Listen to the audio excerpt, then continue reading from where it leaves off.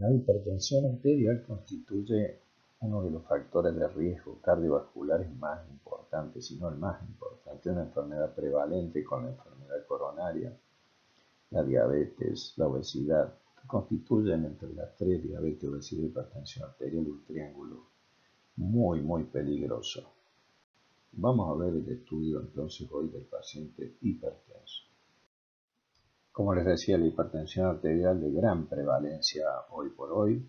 Se cree que en el año 2025 aproximadamente el 80-90% casi de la población mayor de 55-60 años va a ser hipertensa. Realmente importante. Se divide en la hipertensión arterial idiopática o primaria e hipertensión arterial secundaria o detectable. Obviamente la etiopatía, fisiopatogenia tiene que ver con múltiples factores a nivel cerebral, en el hipotálamo, los vasoreceptores del seno carotídeo, a nivel del nervio vago, los vasoreceptores del arco aórtico, el sistema renina-angiotensina-aldosterona del riñón, las catecolaminas, la bomba sodio-potasio, en fin, numerosas situaciones que van llevando a la hipertensión arterial, como la resistencia vascular, etcétera. Hay múltiples clasificaciones de hipertensión arterial. Quizás una de las más comunes y fáciles sea esta del Joint Committee, que después fue, actualizada en estos años, pero que habla de una presión normal de 130-85 o menor, normal alta de 130-139 y 85-89, leve de 140 de sistólica y 90 de diastólica, pero sería el límite, moderada más de 160 y severa más de 180 y 110 de diastólica y muy severa, estadio 4, más de 210. Hay distintas clasificaciones, pueden usar cualquiera de las que ustedes quieran.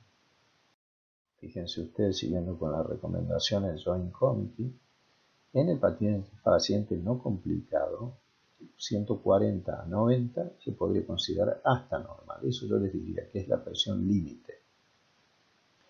En cambio, los diabéticos, que tienen muchísimos más factores de riesgo y mueren por enfermedad coronaria y se relacionan con hipertensión arterial, no debería pasar de 130 de sistólica y 85 de diastólica. Y en la enfermedad renal también es muy grave que la presión, o es complicado que la presión pase los 125 milímetros de mercurio sistólico y 75 de diastólico. Las nuevas clasificaciones llevan a la presión arterial sistólica, sobre todo a valores bastante discutibles, sobre todo en los adultos mayores. Fíjense, normal menos de 120-80, la sistólica y la diastólica, elevada de 120 a 129, alta de 130 a 139 cuando se considera esta normal. Y el grado 2 serían más de 140-90 y crisis hipertensiva más de 180 y 120. La verdad que son cifras demasiado bajas que que sería lo ideal, pero es muy difícil de lograr con 1, 2 o 3 drogas. Como dijimos, el 80 al 85% de los pacientes tienen hipertensión primaria idiopática, pero un 10 o un 15% ahora son pacientes con causas detectables de hipertensión, como la apnea del sueño, la inducida por medicamentos, la enfermedad renal crónica, el hiperaldosteronismo primario, la enfermedad renovascular, la terapia con esteroides, fibromusitomas, coartación de aorta y enfermedad tiroidea, y hay muchas otras. Acá tienen todos los factores de riesgo asociados a riesgo cardiovascular y riesgo de hipertensión. La hipertensión por sí misma, el tabaquismo, la obesidad con el índice de masa corporal, el sedentarismo, la dislipemia, la diabetes, la microalbuminuria, la edad mayor de 55 años en el hombre, y 65 en la mujer. Esto cada vez la edad ha bajado más, ¿no? Como riesgo. Historia familiar, sin duda, el daño del órgano blanco, a nivel corazón, a nivel cerebral, y todo lo que es trastornos ya consumados del órgano blanco como hipertrofia, angina, falla cardíaca y accidente cerebrovascular, enfermedad renal crónica, etcétera. ¿Cuáles son los síntomas más frecuentes que tiene un hipertenso? La cefalea occipital, es muy frecuente que le duele en la zona de la nuca al paciente. Entonces siempre le dicen, no, es la columna cervical, es la posición. No, bueno, tómese la presión arterial.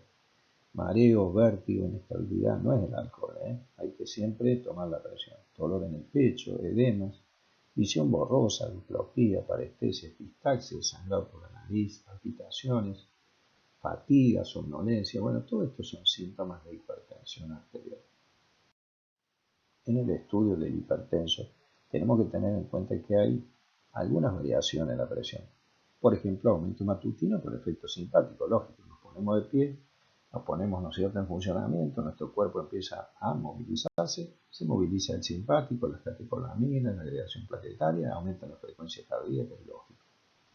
La presión de bata blanca puede que a la persona le dé miedo al médico, como nosotros los odontólogos siempre dijo lo mismo.